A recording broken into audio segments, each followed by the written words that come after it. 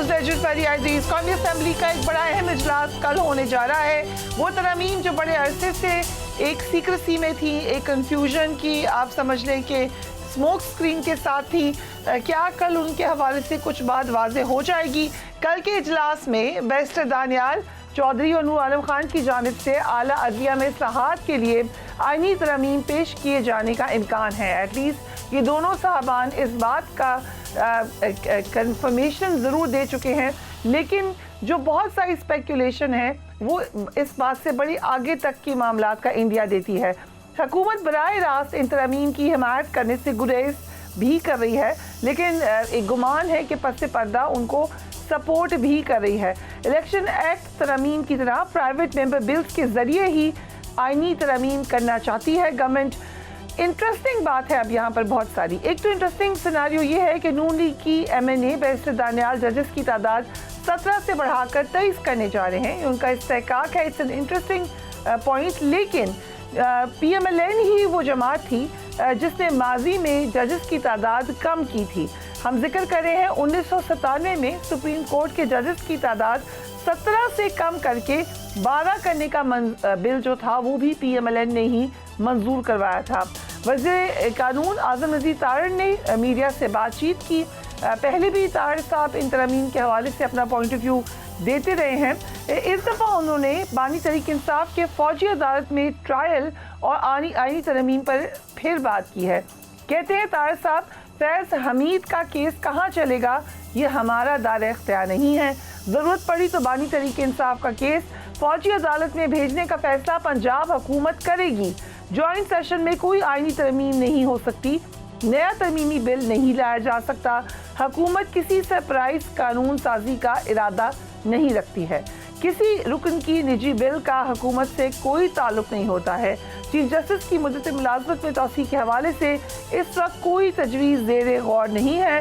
Chief justice की तौसीक़ होगी या नहीं होगी इसका फैसला मुझे नहीं करना। जब भी तारड़ साहब बात करते हैं वो अहम होती है, उनका की रसाई अहम जगहों पर है। वो एक सीनियर मेंबर हैं इस वक्त गवर्नमेंट के और कानून को भी बड़े अच्छे तरीके से समझते हैं। ही होल्ड्स वेट जो कानून साजी करने वाले हल्के हैं उनमें भी और दीगर हल्कों में भी। अभी भी जो बात की है तारड़ साहब ने, अगर आप उसको गौर से देखें तो उसमें कहीं भी आपको क्लियर रिजेक्शन नज़र नहीं आ रही। ये बात ठीक है, उन्होंने हुकूमत के हवाले से कहा है कि हम कोई सरप्राइज़ कानून साजी नहीं करेंगे, लेकिन साथ ही साथ उन्होंने एक विंडो खोली है जहाँ पे उन्होंने कहा कि कोई प्राइवेट बिल आता है, कोई प्राइवेट मेंबर बात करता है तो हम तो उसको नहीं रोक सकते एंड ऑब्वियसली हुकूमत उसको सपोर्ट भी कर सकती है। दूसरी तरफ बानी तहरीक इंसाफ ने एक बार फिर मौजूदा हुकूमत के घर जाने की तारीख दे दी है। तारीख वो बार बार देते रहते हैं। इस दफ़ा उन्होंने दावा किया है कि जैसे ही चीफ जस्टिस काजी फाइज ईसा जाएंगे उसके बाद 4 हल्के खुलेंगे और हुकूमत घर चली जाएगी। जो उन्होंने बात की है उसको भी देख लेते हैं। कहते हैं छुपे हुए PTI के किसी बंदे को बाहर आने का नहीं कहा। इस खबर की सख्ती से तरदीद करता हूँ। हमें जेलों से डर नहीं लगता, हमारे बंदे अगवा कर लिए जाते हैं। डिप्टी सुपरिटेंडेंट जेल इकराम को भी अगवा कर लिया गया। पुलिस कहती है लड़की के साथ भाग गया। सबको पता है कि वो अगवा हैं। अगर उनका प्लान भी बन गया तो ओहदे से उतरते ही शहबाज शरीफ भी मिसिंग पर्सन हो जाएंगे। TTP की दहशतगर्दी अफगान हुकूमत के ताउन के बगैर ख़त्म नहीं हो सकती। दहशतगर्दी मुल्क को तबाह कर रही है, इसकी मज़म्मत कैसे नहीं करूँगा। एक तरफ बानी तहरीक इंसाफ के लिए हुकूमत घर जा रही है, लेकिन साथ ही साथ वो खुद भी बता चुके हैं कि उन पर सख्तियाँ बढ़ गई हैं जेल में। इस बात का वो बार बार जिक्र करते हैं। अलीमा खान साहबा ने क्या कहा है वो भी देख लीजिए। पिछले कई दिनों से काफी सख्ती होती जा रही है। वो कहते हैं कि मेरे बच्चों से मुझे बात करवाई जाए, जो उनका हक है उनको नहीं कराई जा रही। दूसरा, इमरान खान अपनी किताबें मांगते हैं, उनको किताबें नहीं पहुँचा रहे। तीसरा, उन्होंने कहा कि मेरी वर्जिश के लिए कि 15 मिनट अगर कोई पुलिस ऑफिसर मेरे साथ खड़ा कर दे, उनको जो हमने डम्बल्स पहुँचा दिए हैं, उन्होंने 2 डम्बल्स मांग रहे हैं बड़ी देर से कि मेरी वर्जिश के लिए मुझे चाहिए। ये इमरान खान का अगर आपने पूछना है कि क्या टॉर्चर हो रहा है तो हमने खान साहब को कहा मांगे ही कुछ ना, कि जो चीज आप कह देते हैं उसके बाद उस पर आपको तंग करना शुरू कर देते। नसरुल्लाह मलिक साहब एंड दुरानी साहब, thank you so much for joining us on the programme. मलिक साहब, कल कौमी असम्बली के इजलास में क्या हुकूमत की हिमायत से बैरिस्टर दानियाल और नूर आलम खान कोई तरमीम लाएंगे जिस तरह का जिक्र हो रहा है? देखिए भैया, पहली बात तो ये है कि वज़ीर कानून कह रहे हैं कि कोई चीफ जस्टिस की मुद्दत मुलाज़मत में तोसी नहीं की जा रही। इसको कैटेगरिकली जो है वो इसको इनकार कर चुके हैं। फिर साथ ही वो ये कह चुके हैं कि कोई ऐसी बड़ी तहरीम होने नहीं जा रही।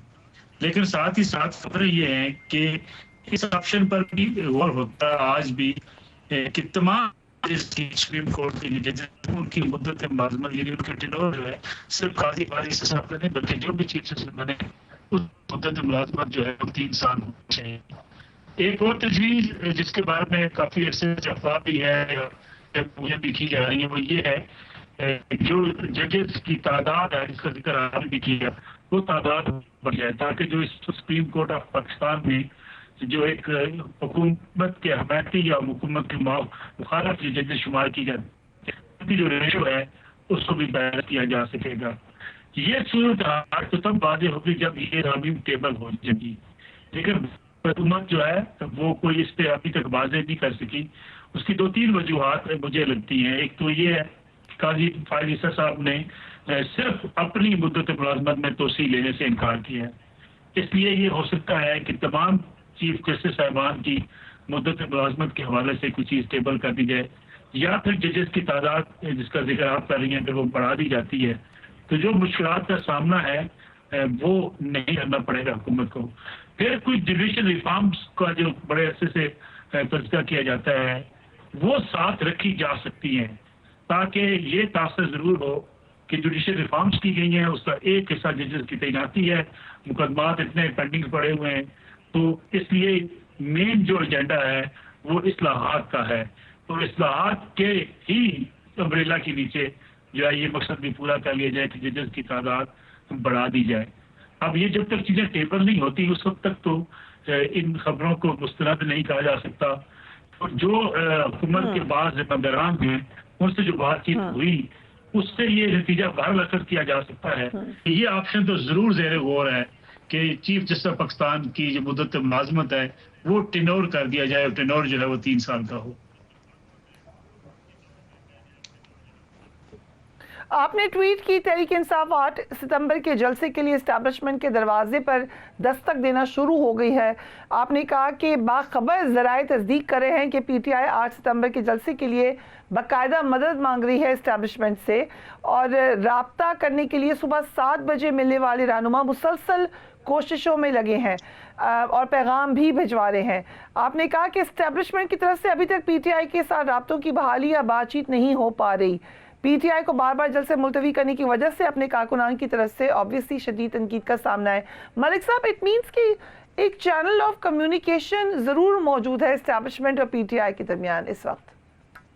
देखिए, जो पहला चैनल था वो ये था कि जब ये इस्लामाबाद का जलसा था उस वक्त जो है वो वजारत दाखिला की तरफ से कन्वे किया गया था कि मामलात इसलिए बिगड़ सकते हैं कि केपीके से आने वाले लोगों में बाज़ कालदम तंजीमों के लोग भी शामिल होंगे जिससे लॉ एंड ऑर्डर खराब होने का अंदेशा है, जिसको पीटीआई की क़यादत ने भी इस बात का इदराक किया था कि अगर केपीके से ऐसे लोग आ जाते हैं और उनको गिरफ्तार कर लिया जाता है और या कोई पुरतशद्दुद वाक़यात होते हैं तो फिर पीटीआई की लीडरशिप के लिए मुश्किलात बढ़ सकती हैं।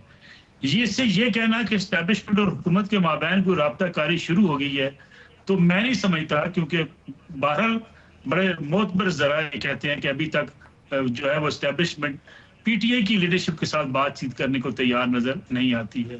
अब 8 सितंबर का जलसा है, आपको पता है कुछ ऐसे लोग हैं जो एस्टैब्लिशमेंट के करीब समझे जाते हैं, जिसमें जो है वो खास तौर पे अगर बात की जाए चेयरमैन पीटीआई जो इस वक्त है बैरिस्टर गौहर, वो भी आजम स्वाति साहब ने भी कुछ राब्ते अपने बाल किए हुए हैं, अली मीर गंडापुर साहब भी वजीर दाखिला के साथ राब्ते में रहते हैं।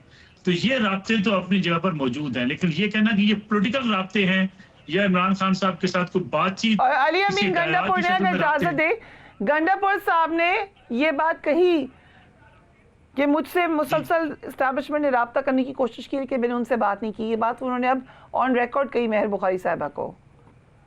मेरा नहीं ख्याल कि गंडापुर साहब की राब्ते उनसे करने की कोशिश की जा रही है। गंडापुर साहब राब्ता करने की कोशिश करते रहते हैं और ये जो खास तौर पे जलसा 8 सितंबर का है इस पे अब कोशिश ये है कि एस्टैब्लिशमेंट जो है ये इजाजत दे और वो जलसा कर लें, क्योंकि पीटीए के कारकुनों का एक दबाव है कि जलसा बार बार मुलतवी करने से एक मायूसी फैल रही है। बड़ी शदीद तनकीद की जा रही है पीटीए की लीडरशिप के ऊपर, और जो जेल से बाहर लीडरशिप है उसके खिलाफ तो बाकायदा एक मुहिम चल रही है।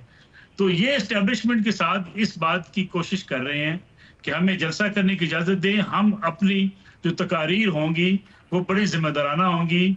फौज के हवाले से हमारा जो माजी में मौकफ रहा है अपनी तकारीर का वो नहीं होगा, लेकिन हमें पुरअमन एक जलसा करने की इजाजत दी जाए।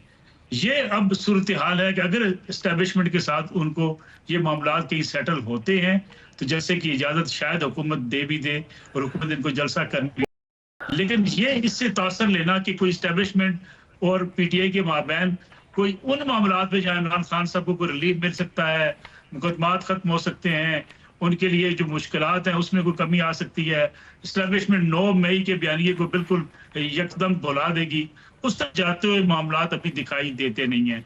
जब ये सुबह 7:30 बजे की मुलाकात हुई तब भी हमने कंसर्न जो लोग थे मुख्तलिफ जराए उनसे बातचीत की। क्या इससे हम ये समझें कि सियासी बातचीत का आगाज हो चुका है?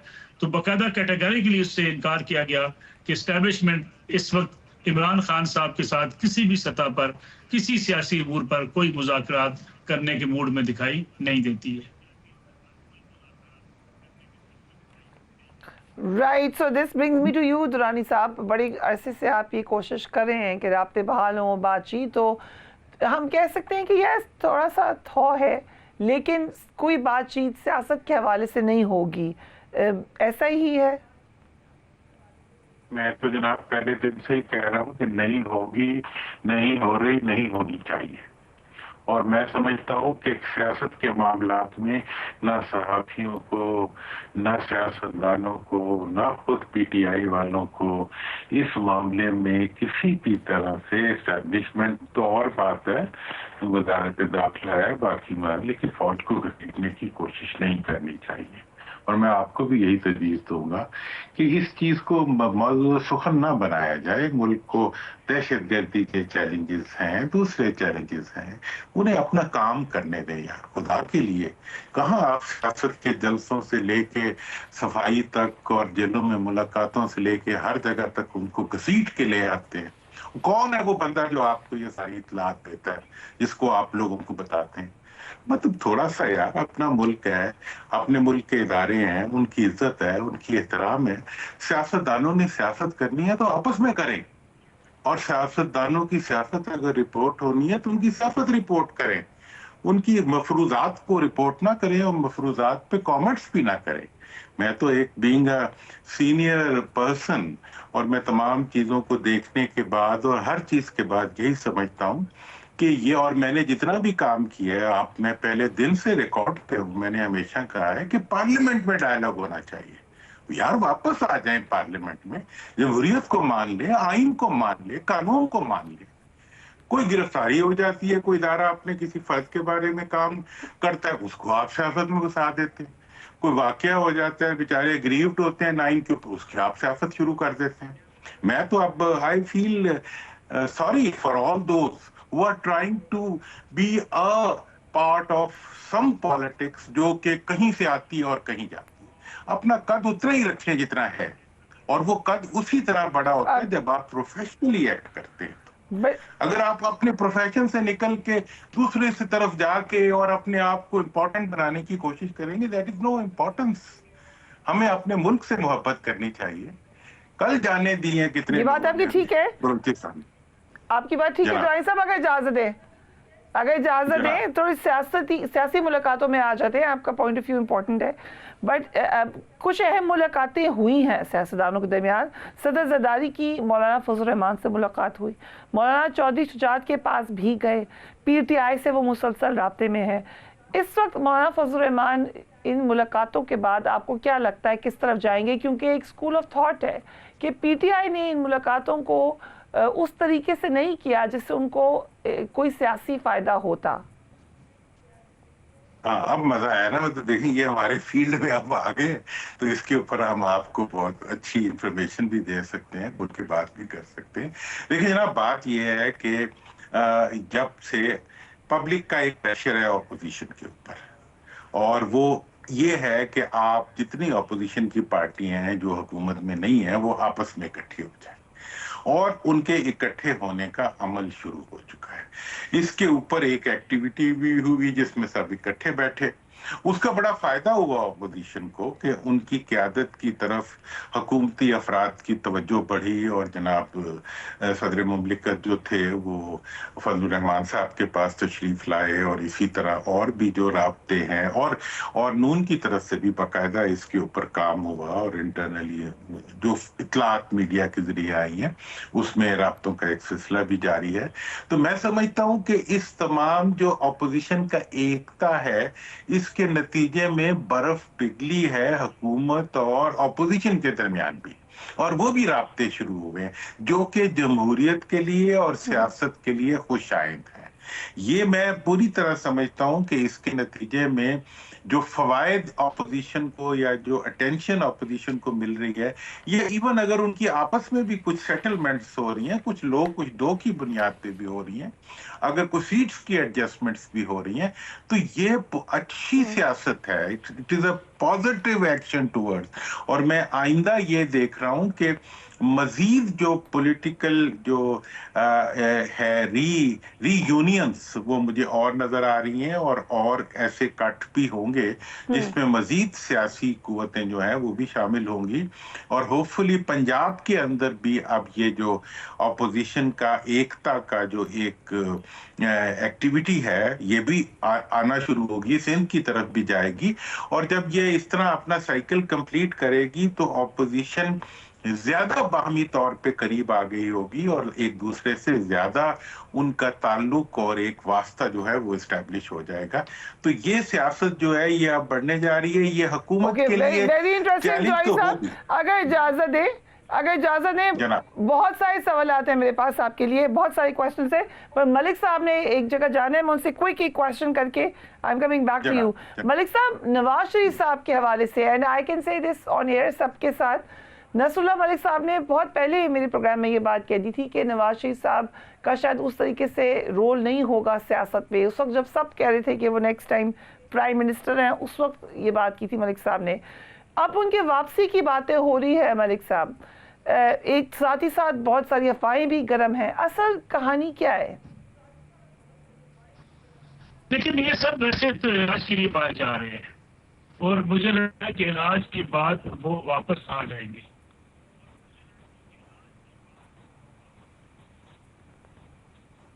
ठीक, लेकिन इलाज किस मामला का है? वही उनकी बीमारी पुरानी? असल हार्ट का इशू है मेरे ख्याल में, और उनको अपना चेकअप करवाना है।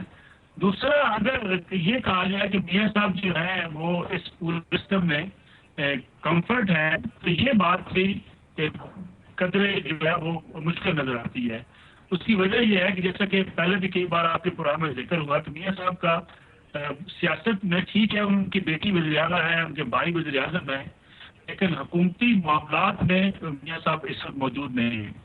तो मियां साहब के लिए जो है वो रास्ता जो है वो कम अज कम सियासी उमूर में रहनुमाई का तो हो सकता है, हुकूमती मामलात में अभी उनका कोई किरदार नजर आता नहीं है। इसलिए वो चाहते हैं कि कुछ वक्त जाके अपने बेटों के साथ भी गुजारेंगे, अपना टेस्ट भी अपने करवाएंगे, चेकअप भी करवाएंगे, उसके बाद वापस लौटेंगे।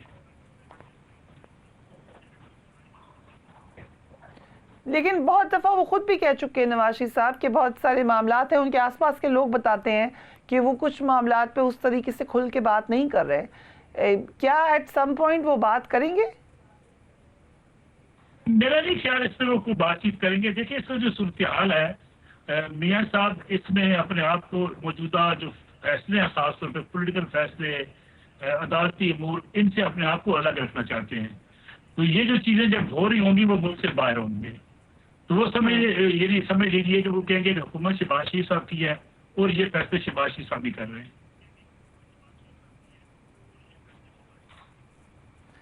तो ये तो आपने बहुत बड़ी खबर दे दी। आप कह रहे हैं कि वो खुश नहीं है इन फैसलों के ऊपर?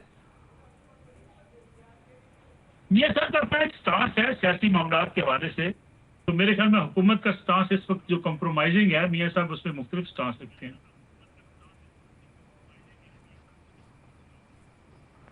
ठीक है मलिक साहब, आई नो आप you have to go somewhere, I come to you दुरानी साहब अगेन। आई थिंक कि 6 वीक्स अगो 7 वीक्स अगो आपने मुझे कहा था कि मियाँ साहब आप जाएंगे मुल्क से बाहर, और आपकी बात भी ठीक साबित हो गई। इज इट एज सिंपल कि बीमार हैं और चेकअप करवाना है वापस आ जाएंगे? देखिए, इसमें एक बात, अब ये तो सारी फील्ड है, हमारा अपना फील्ड है, तो इसमें हम we can comment very well. मैं ये ऑब्जर्व कर रहा हूँ कि मियाँ साहब जो है उनकी मरियम बीबी से तो मुलाकात हो जाती है, लेकिन अभी तक कोई प्राइम मिनिस्टर से उनके मुलाकातों का सिलसिला कोई बहाल नहीं है, और वो किसी मीटिंग में भी शरीक नहीं होते। तो इससे ये चीज नसरुल्लाह साहब ने भी इसको मेरा ख्याल इसकी तरफ इशारा किया कि उनकी वजीर आजम के साथ इस वक्त जो मामूलात हैं उसमें कोई इतना अच्छा माहौल पाया नहीं जाता। तो ये अगर चीज को अगर बढ़ाया जाए तो ये कहा जा सकता है कि मुस्लिम लीग नून जो है वो अपने अंदर से जो है एक तकसीम का शिकार है, और मैं तो बल्कि यूं भी समझता हूं कि खुद पार्टी के अंदर एक तो फैमिली डिवाइड है, उसके साथ साथ पॉलिटिकल डिवाइड भी है कि वहां की जितनी सीनियर हायरार्की है वो इस वक्त मुस्लिम लीग बन चुकी है, नून नहीं रही। अब वो नून से निकलते हुए मुस्लिम लीग बनती जा रही है, और मुस्लिम लीग का ये हाल है कि मुस्लिम लीग की जो अक्सरियत है, बहरहाल वो एक जमहूरी प्रोसेस में रहने वाले लोगों की अक्सरियत है, वो एक तो मरूसियत से बहुत तंग है तमाम सीनियर लीडर्स जो हैं, और एट द सेम टाइम जो है वो मुकम्मल तौर पर मतलब हुकूमत के पूरे मामूलात जो है वो किसी और के हवाले करने के रेफरेंस से भी उनके रिजर्वेशन हैं शहबाज साहब के मामले में, जो वो तासुर दे रहे हैं और जो वो इम्प्रेशन दे रहे हैं। और तीसरी चीज ये है कि इस वक्त गवर्नमेंट जो है वो सियासी पार्टी की नहीं है, वो किसी मैनेजर की समझ लें, वो किसी एडमिनिस्ट्रेटर की समझ लें, या वो किसी मुलाजिम की समझ लें कि हुकूमत सियासत से हटते हुए हर काम कर रही है। हुकूमत बिजनेस कर रही है, हुकूमत यूटिलिटी स्टोर बंद कर रही है, हुकूमत जो है वो तालीमी इदारे बेच रही है, हुकूमत जो है वो आवाम के महंगे बिल भिजवा रही है। अगर वो नहीं कर रही तो वो सियासत नहीं कर रही, और नहीं कर रही तो वो सियासी डिस्कोर्स नहीं कर रही। कि मतलब इस वक्त ऑपोजिशन की जो सबसे बड़ी पार्टी है उसकी लीडरशिप जेलों में पड़ी हुई है, वो किसी किस्म का पॉलिटिकल डायलॉग जो है वो नहीं हो रहा। इतने बड़े दहशतगर्दी के चैलेंजेस जो है उसको पूरा मुल्क फेस कर रहा है, कहीं उसके लिए कोई पॉलिटिकल डिस्कोर्स नहीं है। तमाम दोस्त ममालिक जो है वो मिन्नत कर रहे हैं कि भाई आप अपने मुल्क में पॉलिटिकल स्टेबिलिटी लाएं ताकि इकोनॉमिक और सिक्योरिटी स्टेबिलिटी आ सके। उसके लिए हुकूमत कुछ नहीं कर रही। हुकूमत जो है वो पॉलिटिकली एक उज़्वे मुअत्तल बन चुकी है, और इस वक्त सियासत अगर हो रही है तो वो सारी अडियाला जेल से हो रही है, और अगर हुकूमत कोई सियासत नहीं हो रही तो हुकूमत में नहीं हो रही। एक छोटे छोटे बेचारे नए वो जो है मतलब ट्रेनिंग जो है उनको दुरानी साहब ये भी बता दीजिएगा जो उमर अयूब साहब कह रहे हैं कि नेक्स्ट इलेक्शन होने जा रहा है मुल्क में, क्या पीटीआई अब एक और इलेक्शन के लिए तैयार है? क्योंकि कुछ ऐसे पहले तक तो वो मैंडेट की बात करते रहे, बानी पीटीआई कह रहे हैं हुकूमत जाने वाली है। आपने मुझे कहा था कि बात हुई है, असेंबली तोड़ने तक तो जरूर बात हुई है। क्या PTI wants another election now?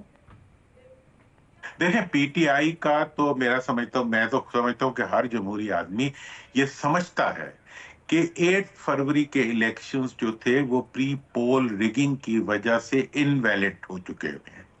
Election के दिन भी वो इनवैलिड थे क्योंकि उससे पहले इंतखाबी निशान छीना गया, जलसे नहीं करने दिए गए, वोटर्स को वो किया गया, सबवर्ट किया गया। इन तमाम वजूहात की बिना पर 8 फरवरी को जो इलेक्शन हुए वो इलिजिटिमेट थे। मोर ओवर जब वो हो गए उसके बावजूद अवाम ने उन इलेक्शंस के अंदर अपना जब रोल प्ले किया, तो उसके बाद जब 47 वाला इश्यू आया तो फिर तो वो मजीद नाकाबिले कबूल हो गए। आज की सूरत हाल ये है कि 47 से 45 पे अगर आज अदालतों को हुकूमत डिस्टॉर्ट ना करे और जो इसका लीगल प्रोसेस है इलेक्शनरिंग का उसको ना रोके तो फौरी तौर पे हुकूमत खत्म हो जाएगी। और जो ही हुकूमत खत्म होगी तो अगले इलेक्शन के लिए असम्बलियां जो हैं वो ऑब्वियसली डिसॉल्व हो जाएंगी। और मैं विजुलाइज कर रहा हूं कि इसी असेंबली के अंदर से, इसी के डिसोल्यूशन से एक नया इलेक्टोरल प्रोसेस शुरू होगा जिसमें के लोकल बॉडीज, सूबाई और कौमी इंतखाबात एक ही वक्त एक ही मुद्दत के लिए होंगे और उससे पहले इलेक्टोरल रिफॉर्म्स और अबूरी हुकूमत का कानून जो है वो भी इसी असेंबली से बदला जाएगा। ये सारे वो प्रोसेसेस हैं जो ऑन द कार्ड्स नजर आ रहे हैं और ये होने हैं और इसी के जरिए मुल्क में जमहूरियत आगे बढ़ेगी। वरना ये जो इस वक्त का जो स्टेलमेट है जिसमें कि हुकूमत कभी अदालतों के साथ जंग की प्लानिंग करती है, कभी किसी चोर दरवाजे से जो है वो किसी को डिस्टॉर्ट करने की कोशिश करती है, ये एक मतलब हेल्पलेस किस्म की non professional non political long lasting नहीं लगा। दुरानी साहब thank you so much for joining अस। लेकिन लग यही रहा है कि मामलात आगे स्टैंड स्टिल पे जैसे अभी हैं कुछ अर्से और जाएंगे, क्योंकि जो बात की है मलिक साहब ने भी कि कुछ ऐसे मामलात हैं जिस वक्त चाहते हैं मियां नवाज शरीफ के वो ना मौजूद हो पाकिस्तान में। This is very very important. Will take a break और उसके बाद ऑक्सफोर्ड यूनिवर्सिटी में चांसलर के इलेक्शन में पाकिस्तान की सियासत किस तरीके का रोल अदा कर रही है। Right after break.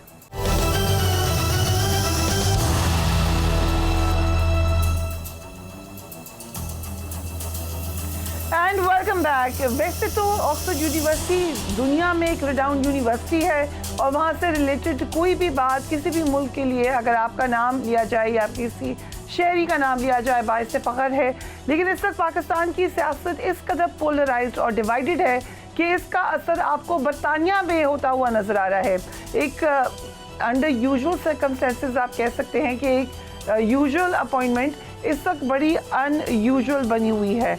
बानी पीटीआई अक्टूबर में चांसलर ऑक्सफोर्ड यूनिवर्सिटी का इलेक्शन लड़ना चाह रहे हैं, लेकिन उनको इस इलेक्शन से रोकने के लिए हम देख रहे हैं कि एक मुहिम जोर पकड़ती हुई नज़र आ रही है। बानी तहरीक-ए-इंसाफ को इलेक्शन से बाहर रखने का मुतालबा किया जा रहा है। अगर मैं आपको पिछले 24 घंटे की ट्वीट ही दिखा दूं जिसमें मुसलसल पाकिस्तान के पॉलिटिशियंस भी इस इलेक्शन के हवाले से ही बात कर रहे हैं। मसलन मियां जावेद लतीफ़ ने ट्वीट की, सादिक खान में लंदन की कैंपेन के ख़िलाफ़ गोल्डस्मिथ फैमिली का जो इमरान खान ने साथ दिया और लोगों ने सख्त रद्द अमल देकर गोल्डस्मिथ फैमिली को शिकस्त दी। आज गोल्डस्मिथ फैमिली ऑक्सफोर्ड यूनिवर्सिटी के चांसलर के लिए इमरान खान की कैंपेन कर रही है। इसी तरीके से दीगर लोगों ने भी इस पर कमेंट किया। हमने देखा कि गवर्नमेंट की तरफ से भी इस पर प्रेस कॉन्फ्रेंस की गई। इंफॉर्मेशन मिनिस्टर पंजाब ने भी इस पर कमेंट किया। दूसरी तरफ पीटीआई की जो लोग हैं वो इसको एक बहुत बड़ा इवेंट बना रहे हैं और वो ये साबित करना चाह रहे हैं कि अगर ये इलेक्शन जीत गए तो फिर शायद बाकी तमाम मामलात में भी बरी हो जाएंगे बानी तहरीक-ए-इंसाफ। आज बरतानवी अखबार ने भी उठा लिया है ये इशू। डेली मेल, अगरचे daily mail is a tabloid, लेकिन कहते वो ये हैं कि ऑक्सफोर्ड यूनिवर्सिटी को एहतजाजी ईमेल मिलना मौसूल हो रही हैं जिसमें बानी तहरीक-ए-इंसाफ को ओहदे के लिए नामुनासिब करार दिया गया है। ईमेल्स में कहा गया है कि करप्शन केसेस में सजा याफ्ता शख्स का ऑक्सफोर्ड यूनिवर्सिटी जैसे तालीमी इदारे के चांसलर का इलेक्शन लड़ना काबिल कबूल नहीं है। दूसरी तरफ उनके खिलाफ ऑक्सफोर्ड यूनिवर्सिटी में दरख्वास्त भी दी गई है और दरख्वास्त देने वाले खुर्रम भट्ट के साथ ही राशिद हाशमी ने कहा है कि हम ये चाहते हैं कि जिस तरह बानी तहरीक-ए-इंसाफ पाकिस्तान में इलेक्शन लड़ने से नाअहल हुए हैं इसी तरह उनको ऑक्सफोर्ड यूनिवर्सिटी में भी इलेक्शन से नाअहल कर दिया जाए। उन्होंने बात की, उसके बाद हमने देखा एक प्रेस कॉन्फ्रेंस हो गई। क्या कहा बैरिस्टर अकील ने वो भी देख लीजिए। हुकूमत पाकिस्तान नहीं कह रही, इंटरनेशनल मीडिया चीख चीख के पूरी दुनिया को बता रहा है कि ये डिस्ग्रेस्ड इंसान है। इसमें देखिए कोट अन कोट उन्होंने कहा कि the former prime minister and cricketer 71 he said he wanted to give back. आप क्या वापस देना चाहते हैं? क्या आप 190 मिलियन पाउंड जो आपने दिन दहाड़े डकैती की, डाका मारा, वो वापस करना चाहते हैं? क्या आप ग्राफ की वो खाना काबा के अक्स वाली घड़ी, क्या आप वो वापस करना चाहते हैं? आप तो कहते थे कि सबस पासपोर्ट की इज्जत है। मेरे ख्याल से सबस पासपोर्ट इज्जत आपने जो इतना क्लेम किया था वो आज सबके सामने कि कम से कम हुकूमत की बेइंतहा कोशिश है कि वो इज्जत असल में जो है वो वापस लाई जाए। तो ऑक्सफोर्ड यूनिवर्सिटी में दरख्वास्त दायर करने वाले राशिद हाशमी भी हमारे साथ मौजूद हैं। अजहर साहब जो कि PTI से वो भी हमें ज्वाइन करेंगे एंड उज़मा कादा साहिबा भी हमारे साथ मौजूद होंगी। राशिद हाशमी साहब, thank you so much for being on the programme. बताइएगा कि जो दरख्वास्त आपने ऑक्सफोर्ड यूनिवर्सिटी को दी है, आप लोग क्यों नहीं चाहते, अगर एक पाकिस्तानी शख्सियत को ये ऑनर मिलता है तो व्हाट इज़ योर ऑब्जेक्शन? देखिए जी, बिस्मिल्लाहिर्रहमानिर्रहीम। सबसे पहले तो मैं शुक्रिया अदा करता हूं कि आपने मुझे अपने प्रोग्राम में लिया। जैसा कि आपने पूछा कि एक पाकिस्तानी शख्स को ऑक्सफोर्ड यूनिवर्सिटी का चांसलर बनने से रोकना चाहते हैं, तो ऐसी बात नहीं है। बेसिकली देखें, वो पाकिस्तानी शख्स है कौन कि जो कि पाकिस्तान ना सिर्फ पाकिस्तान की अदालतों से सजा याफ्ता है, बल्कि यहाँ से जो UK में जो NCA ने, नेशनल क्राइम एजेंसी जो है यहाँ की, जो बहुत ही मुस्तनिद अदारा है, उसने एक खतीर रकम रिकवर करके पाकिस्तान भिजवाई गई थी। और उसमें जो उस वक्त के जो वजीर आजम थे, जो कि इस पोस्ट के लिए जिन्होंने अप्लाई किया हुआ है, उन्होंने वहाँ पे कैबिनेट से एक बंद लिफाफों में मंजूरियाँ करवाई गई थी। तो उसकी मंजूरी करवाने के बाद उन्होंने वो रकम जो एडजस्ट करवाई है और वहाँ पे, और खुद उसके लिए अगेंस्ट जो ना वो अपने चैरिटी में जो है वो बेनिफिट्स लिए हैं। अल कादर ट्रस्ट का मेरा जो इशारा है जिस तरफ। तो देखें, एक ऐसा शख्स कि जिसका हमेशा से ना सिर्फ माजी बल्कि हाल भी इंतहाई मुतनाज़ा रहा हो, डजंट मैटर वो पाकिस्तान से बिलोंग करते हैं या पाकिस्तान से नहीं बिलोंग करते, बल्कि ऐसा पाकिस्तान तो बल्कि पाकिस्तान की बदनामी का बायस बनेगा जी। राशिद साहब, एक तासुर ये भी है, या PTI के सोशल मीडिया पर या वैसे एक तासुर ये भी है कि आपने इस इशू को शायद किसी पॉलिटिकल पार्टी के इमा पर उठाया है, या अगर उनके इमा पर नहीं भी उठाया तो उनको इससे फ़ायदा होगा। ऐसी कोई बात नहीं है। हम लोग यहाँ पे बतौर पाकिस्तानी जो है वो हमें महसूस है, और वहाँ पे हज़ारों की तादाद में, सैकड़ों की तादाद में ईमेल्स भी आई हैं। तो मुझे अब ये बताएं कि पूरी दुनिया से ईमेल्स आई हैं जिनका आपने आर्टिकल्स भी पढ़े हैं, ना सिर्फ पाकिस्तानी मीडिया में बल्कि मगरबी प्रिंट मीडिया में भी आर्टिकल्स पढ़े हैं। तो क्या उन सबको भी नून लीग ही ने फिर कहा है कि वो भी ये काम करें? तो मेरा ख्याल है कि ऐसा तासुर बिल्कुल गलत है, और ये हर बंदा, हर शख्स जो है वो अपने तई मतलब इस चीज़ की कोशिश कर रहा है कि इन चीज़ों को नहीं होना चाहिए जिससे पाकिस्तान की बदनामी ना हो। लेकिन अगर एक ये भी एक इम्प्रेशन है, और I would like to know what you think about it, कि अगर ये बन जाते हैं चांसलर ऑक्सफोर्ड यूनिवर्सिटी के, तो यकीनन एक बहुत बड़ा मॉरल हाई ग्राउंड बन जाएगा PTI के लिए, और फिर इतना प्रेशर पड़ सकता है गवर्नमेंट पे कि उनको रिहा करना पड़ जाए। ये डर क्यों है? क्योंकि मामला तो पाकिस्तानी अदालतों का है। क्या एतमाद नहीं है अदालतों पे? Why is this impression there? देखिए, किसी भी शख्स का चांसलर बनने से किसी भी दूसरे मुल्क में जो उसके ऊपर ताज़ीरात के तहत जो केसेस बने हुए हैं, उससे रिहाई वगैरह नहीं बनती। अगर इस तरह रिहाइयाँ मिलनी शुरू हो जाएं तो लोग फिर जिनको लंबी चौड़ी सजाएं हुई हैं तो वो फिर यूनिवर्सिटियों के चांसलर बन के रिहाइयाँ अप्लाई करनी शुरू कर दें। तो ऐसा पॉसिबल नहीं है। मेरा नहीं ख्याल कोई, क्योंकि मैं कोई कानून को इस बारे में ज़्यादा जानता नहीं, लेकिन मेरा ख्याल नहीं है कि ऐसा कोई कानून मौजूद होगा कि किसी भी यूनिवर्सिटी का कोई चांसलर है और वो पाकिस्तान में अगर कोई किसी केस में सजा याफ्ता है तो उसको जो ना पाकिस्तानी अदालतें सिर्फ इस वजह से रिहा कर देंगी कि वो जी फलां यूनिवर्सिटी का XYZ यूनिवर्सिटी का चांसलर बन गया है। तो मेरा ख्याल है कि पहली तो बात यह कि इस तासुर में कोई दुरुस्त तासुर नहीं है, और दूसरी बात यह है कि एक सजा याफ्ता शख्स को इतना ग्लोरीफाई करने की क्या जरूरत है कि जिसका माजी भी आपके सामने है, कि जिसने मतलब कि हर मौके पे करप्शन की है। इसके अलावा जो शौकत खानम के जो मामलात रहे हैं आज तक, उनके भी जो बेशुमार सवालात उठे हैं, इंक्लूडिंग ये कि उससे क्या आपको नहीं लगता कि इस किस्म की दरख्वास्त भी बरतानिया में, इसकी वजह से पाकिस्तान का इमेज खराब हो सकता है? देखिए, जो लोग ये बात कर रहे हैं कि हम मुल्क को बदनाम करना चाह रहे हैं, मेरे ख्याल में वो एक्चुअली मुल्क को बदनाम करना चाह रहे हैं। तो हम लोग कोई अपने पास से इल्जाम बात नहीं लगा रहे, इल्जाम पर इल्जाम तो नहीं कोई कर रहे। एहतजाज भी रिकॉर्ड कराएंगे आप यूनिवर्सिटी में जाके, एक्चुअल एहतजाज करेंगे? देखिए ऑप्शंस अवेलेबल हैं, इसके बारे में कुछ भी चीजों को आप रूल आउट नहीं कर सकते। तो जब वक्त आएगा तो इंशाल्लाह ताला उसके मुतालिक भी हम आपको अप टू डेट रखेंगे जी। मियां अजहर सिद्दीक साहब, thank you so much for being on the programme. आपने ट्वीट की कि ऑक्सफोर्ड इलेक्शन बरतानिया के 3 अरकान असेंबली का इमरान खान की सपोर्ट का ऐलान है। कंजर्वेटिव और आज़ाद अरकान ने सपोर्ट का ऐलान किया। ये कौन से अरकान है? अच्छा, बहुत शुक्रिया। आपने सवाल भी पूछा। आप ये राशिद हाशमी का अगर ट्विटर अकाउंट चेक कर लेते, चले मैं बता देता हूँ। Rashid Hashmi, member of NUJ UK, media secretary PMLN UK, ये मैंने नहीं लिखा हुआ इनके ट्विटर अकाउंट में, सिर्फ बताने का मकसद आपको ये है। मैं पहले जरा आपके सामने रख दूं, मैं अभी और बता देता हूँ। मैं 15 दिन पहले का ये बात कह रहा हूँ कि ये परेशान बहुत हैं। शहबाज शरीफ ने मीटिंगों में बैठ के, नवाज शरीफ ने आपस में डिस्कशंस करके, बाकायदा जूम पे मीटिंगें होके एक लाइन, और उसके लिए बाकायदा, आपको शायद अंदाजा नहीं है, चले नाम भी ले लेता हूँ, जनरल रिटायर्ड अब्दुल कयूम साहब जो साबका सेनेटर हैं, वो इस वक्त बैठ कर लॉबिंग कर रहे हैं, लोगों से मिलते बढ़ते हैं, इनविटेशन के जरिए लोग आते हैं ना, नॉर्मल लोगों के सामने तो बात आ नहीं सकती है। और ये जो साहब जिन्होंने वो दरखास्त वगैरह दी है, वो भी उनका ताल्लुक भी पाकिस्तान मुस्लिम लीग नून के साथ है। और ये जो क्योंकि आपने नाम लिया है, मैं डिस्क्लेमर दूंगी इस बात का, this is your information not mine. No ना, मैंने तो सिर्फ बताना आपके सामने ये है कि ये एक एजेंडा है। और एजेंडा क्या है? ओ भाई, पाकिस्तान का साबका कप्तान, वर्ल्ड कप 92 का फातेह इमरान खान इलेक्शन लड़ रहा है। वो साबका वजीर आजम की हैसियत में इलेक्शन नहीं लड़ रहा है, वो ऑक्सफोर्ड यूनिवर्सिटी का। और ये कौन है? ये कौन है? इनका क्या ताल्लुक है? इन लोगों का तो कंसर्न ही कोई नहीं है। भाई फैसला अगर किसी ने करना है तो ये तो ऑक्सफोर्ड यूनिवर्सिटी ने करना है ना।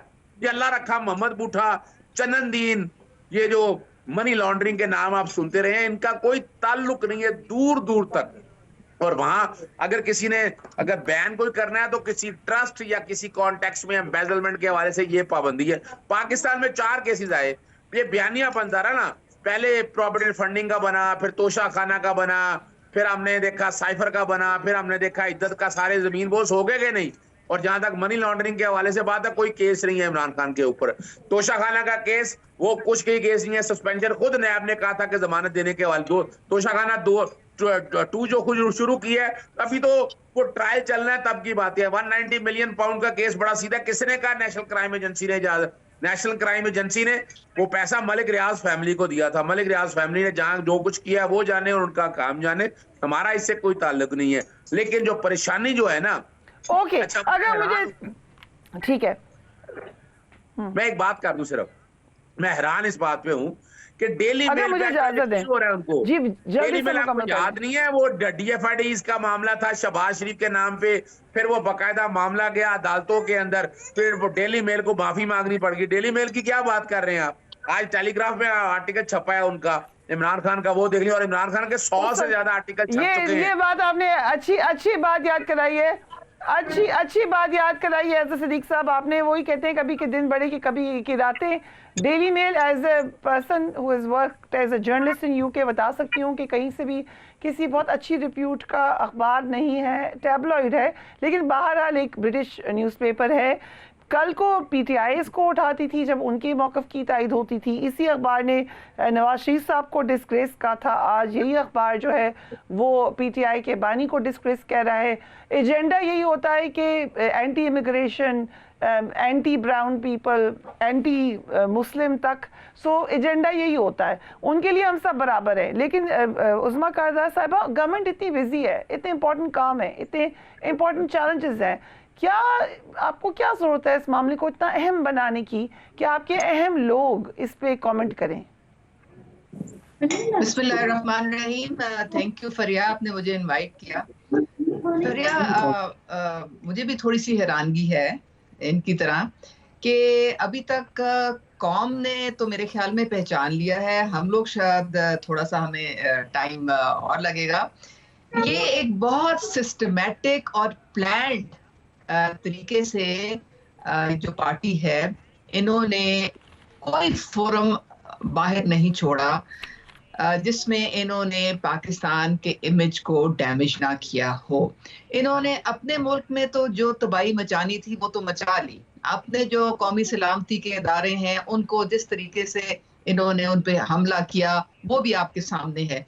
अब इनको पता है कि ये एक नाकाबिले माफी जुर्म कर चुके हैं, तो इनको पता है कि अब भुगतना तो पड़ेगा और जो केसेस है वो भी भुगतने पड़ेंगे। तो अब इनकी जो स्ट्रेटजी है वो ये है कि आप बाहर के लोगों को उकसाएं, ओवरसीज के जो इनकी सपोर्ट है उनको ये इस्तेमाल कर रहे हैं और पाकिस्तान के खिलाफ तवातर से ये साजिशें कर रहे हैं। आपने देखा कि किस तरह ये हर कांग्रेसमैन के पांव पड़े, हर सेनेटर के पांव पड़े, किस तरह से ये रेजोल्यूशन लेके आए, किस तरह से इन्होंने लॉबिंग फर्म्स हायर की हुई हैं बाहर, किस तरह से मीडिया हाउसेस को इन्होंने खरीदा हुआ है, किस तरह से यूएन वर्किंग ग्रुप से इन्होंने पाकिस्तान को बुरा भला कहने की कोशिश की, किस तरह आईएमएफ के दफ्तर के बाहर बैठ के आपने अपने इदारों को घटियापन दिखा के उनके खिलाफ एक बहुत बुरी और एक जिसे कहते हैं ना डैमेजिंग आपने कैंपेन चलाई। तो ये कोई नई चीज नहीं है इनके लिए, ये तो तवातर से यही करते आ रहे हैं। ये भी उसी की कड़ी है, ये भी उसी की कड़ी है कि जो इनके नाकर्दा गुनाह हैं जो इन्होंने मुझे इजाजत दें, अगर इजाजत दें मैं एक ब्रेक ले लूं। I have to go on a break, Uzma Saiba. I'll come back. Let me take a break and we will be right back.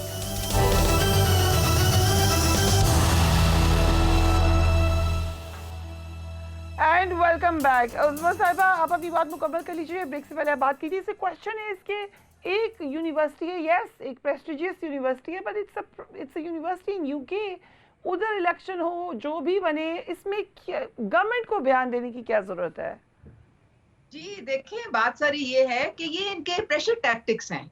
ये चूंकि बाकी ये इन्होंने समझा था जब रेजोल्यूशन आएगी कांग्रेस की तो वो बिल्कुल इमरान खान अगले दिन जो है वो रिहा हो जाएंगे और वाह हो जाएगी, फिर वहां दाल निकली। अब ये भी प्रेशर टैक्टिक्स हैं, गवर्नमेंट पे प्रेशर डालने के लिए, अदारों पे प्रेशर डालने के लिए कि उनके प्रेशर में आके तो बानी साहब जो है वो आजाद होके घूमे फिरे और जनाब इनकी मौजें लग जाए। लेकिन इनको ये नहीं पता कि Pakistan is a sovereign state, Pakistan is not a banana Republic. जो इन्होंने कानून तोड़ा, जो इन्होंने आईन तोड़ा, इनको कॉन्सिक्वेंसेस फेस करने पड़ेंगे। फिर या बाहर का जो मर्जी ये प्रेशर डालने की कोशिश करें, उससे कुछ नहीं बनना है इनका। अगर मैं तो कहती हूँ कि अगर ये देखें, अगर ये हो भी जाते हैं उससे क्या फर्क पड़ेगा? ये जेल से तो बाहर नहीं आएंगे। इनको अपने 9 के जो केस है वो भुगतने पड़ेंगे। इनको जो बाकी 190 मिलियन पाउंड का जो जितनी करप्शन इन्होंने की है वो सारों का जवाब, he is a convicted man. तो ये प्रेशर टैक्टिक्स जो हैं बेकार हैं, अब ये खत्म है। मुझे इजाजत है। Okay, let me come to Azhar Sadiq साहब। अज़र सदीक साहब, मसला ये है कि आपके ऊपर शदीद मुश्किलात हैं। आज रीमा खान साहिबा ने जेल की मुश्किलात का भी जिक्र कर दिया। कल आज़म नज़ीर तारिक साहब ने क्लियरली बता दिया कि पंजाब गवर्नमेंट जो है मिलिट्री ट्रायल कर सकती है, बानी पीटीआई का की तरफ रेफर कर सकती है। सो ये रियल चैलेंजेस हैं आपको।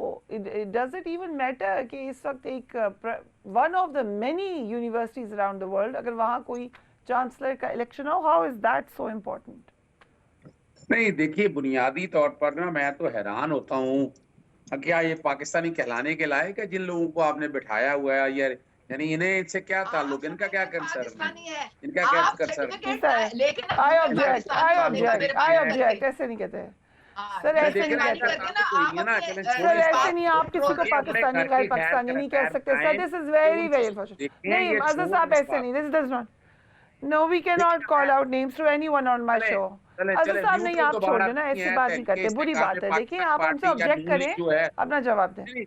देखिए, तहरीके इस्तेकाम पाकिस्तान नून लीग अपोनेंट है ना हमारे, इनका काम तो सियासी है।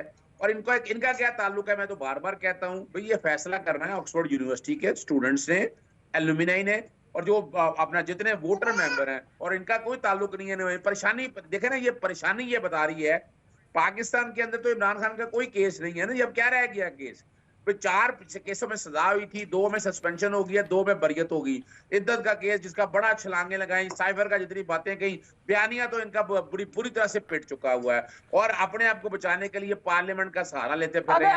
अगर ऐसा है आज़ाद सिद्दीकी साहब, अगर ऐसा है तो बानी पीटीआई क्यों नहीं जेल से बाहर आ सके? अगर ऐसा ही है, it's that simple as you explain. अभी सुबह लगा हुआ है जो तोशाखाना नया बनाया हुआ है, वो नया तोशाखाना नया का ताल्लुक कोई नहीं, ना कोई जुर्म है ना कोई वास्ता है। इलेक्शन कमीशन के फैसले में एक ही ऑर्डर के अंदर सारे गिफ्ट आए थे, एक ही दफा ये करते नहीं किए। लेकिन वजह ये है वो जो यानी अगर इनको इतना शौक है वो आ जाए मैदान के अंदर, आकर केस करा करें, प्लीड खुद। यानी अब यानी क्या है, तोशाखाना जो है ना उसमें अभी तो ट्रायल चलना है, उसके अंदर जमानत की डेट दाखिल की हुई है, कल लगी हुई है। कल लैब भागने की कोशिश कर, हमारी कोशिशें खत्म हो जाए। 12 मई के केसेस में 15 जुलाई को जब रिमांड मैंने बहस किया था, कोई एविडेंस नहीं थी, हाई कोर्ट ने भी रिमांड खत्म कर दिया। अब उनकी बेलें लगी है। ये 2 केसेस तो सिर्फ ऐसे हैं ना, बाकी जब आएगी देखी जाएगी। हैदराबाद पिंडी साजिश केस की बातें बड़ी करते रहे, जनरल फैज अमीर, कभी फैज अमीर से हमारा क्या ताल्लुक, इनको बाकायदा जो है आपके सामने है। ख्वाजा आसिफ ने खुद अप्रैल 2019 में कहा था, उनसे राब्ता हो गया, फिर उन्होंने एक्सटेंशनें कराई, फिर फैज को फायदे दिए। हमें क्या फायदा दिया? हमें तो कोई फायदा नहीं दिया। हमारे तरीके कानूनी लोगों की वजह से कामयाब। ठीक है उज़मा साहिबा, आज़ाद साहब की बात आपने सुन ली। मुझे ये बताइएगा कि आज़म नज़ीर तार साहब ने कहा है कि बानी पीटीआई का ट्रायल मिलिट्री कोर्ट में होगा और इसका फैसला पंजाब हुकूमत करेगी। It's a very important statement. क्या ये बात डिस्कस हो रही है पंजाब हुकूमत में? देखिए जी, एक तो ये इनको बोले कॉमेडी शो करना बंद कर दें।